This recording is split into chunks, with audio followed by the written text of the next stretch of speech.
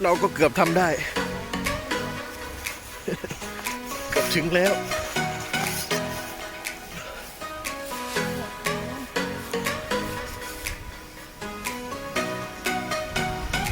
รถไฟมาวิ่งมาแล้วก็ต้องเดินมา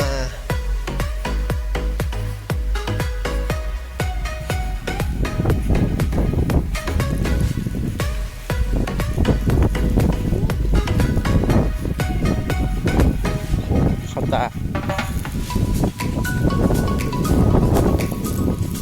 ใช่ยินเลยใช่ว่าจะดีไม่มีประโยชน์อะไรเลยนะถนนก็ไม่เรียบรถวิ่งก็เสียงดังแถมยังลื่นอีก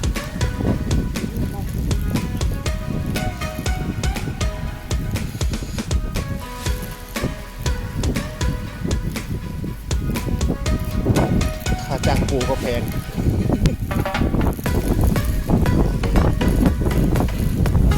ได้แล้ว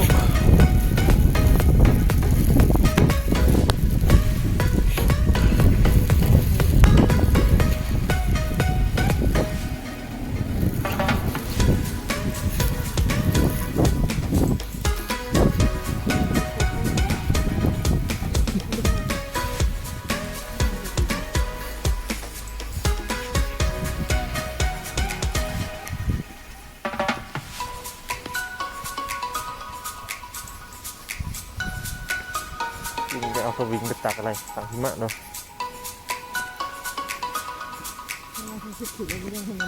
ใช่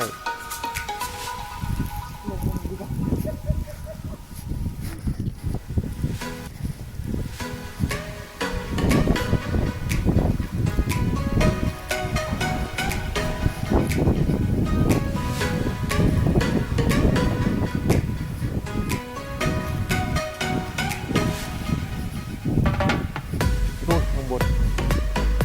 ดูข้างล่างดีกว่ารถตำรวจแข็ง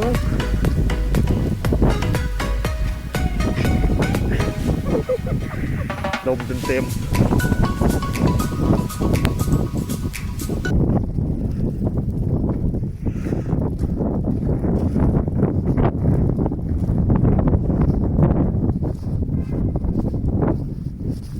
รถพยาบาลเต็มเลย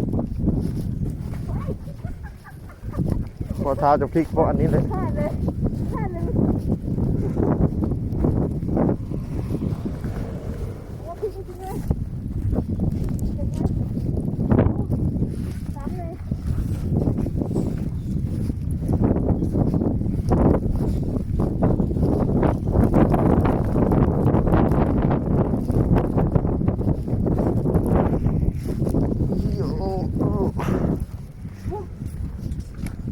นี่เข้าช่องนี้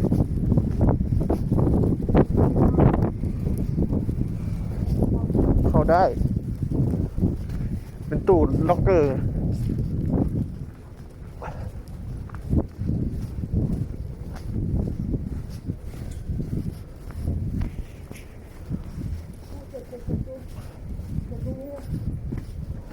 เย้ในที่สุดเราก็ถึง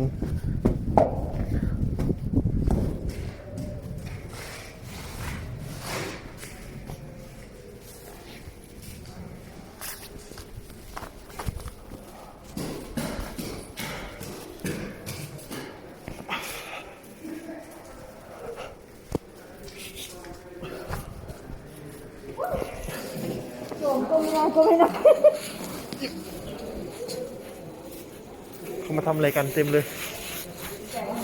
อ๋อแจกอาหาร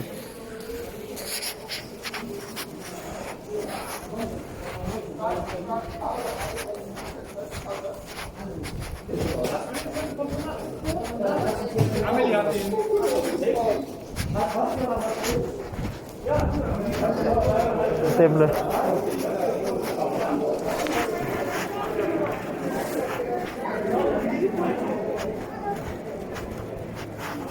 สเปซถุง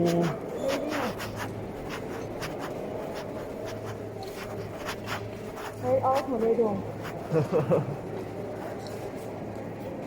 ไปอยู่นะ เบอร์ไหน บุ๊กหอย เออ เบอร์แปด